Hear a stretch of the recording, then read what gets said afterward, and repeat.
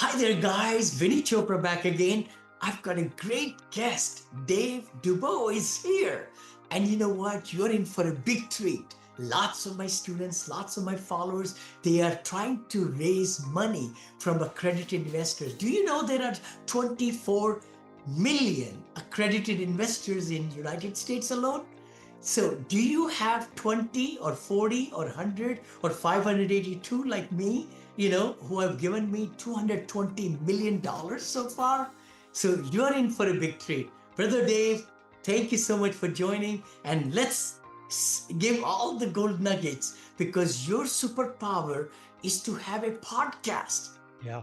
How to be number 4 or number 11, like the one I have over here. So give us all the best why one should have a branding and a podcast to attract accredited and other investors. Well, thanks very much for having me on your show, Vinny. It's an absolute honor and a pleasure, especially being on a Thank you. top ranked show like yourself. Yeah, so a podcast, I've been running mine, Property Profits Real Estate Podcast, which I had the pleasure of having you on recently. That's been going Yes, since yes. 2018, which in podcast years is a long time.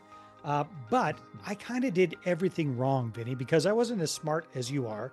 So when I started my first podcast, I kind of looked at what all the other real estate guys were doing, and they're starting a podcast and they're, trying to grow a huge audience and trying to interview all of the gurus, the Mhm, Kiyosakis and the Grant Cardones and the Vinney Chopras of the mhm. world. And, that was the goal, and hoping to, that some of those people in the audience would clue in and kind of connect with them and end up doing business or investing or what have you. So that's what I tried for a few years. And it was okay. I had like a weekly show, Mhm, or I get lazy and it'd be twice a month, and I'd forget here and there and mhm. all this kind of stuff. So it was Yeah. pretty hit and miss. It wasn't really working for me for a lead generator for my business.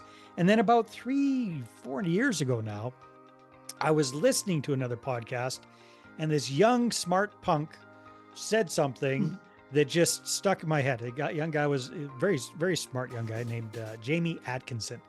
And he said, "You know what? Aha. I'm not with my podcast. I really don't care so much about audience growth like everybody else is doing. Wow. What I've done is I flipped the whole thing on its head, and I focus 100% on interviewing my ideal client prospect, my ideal customer.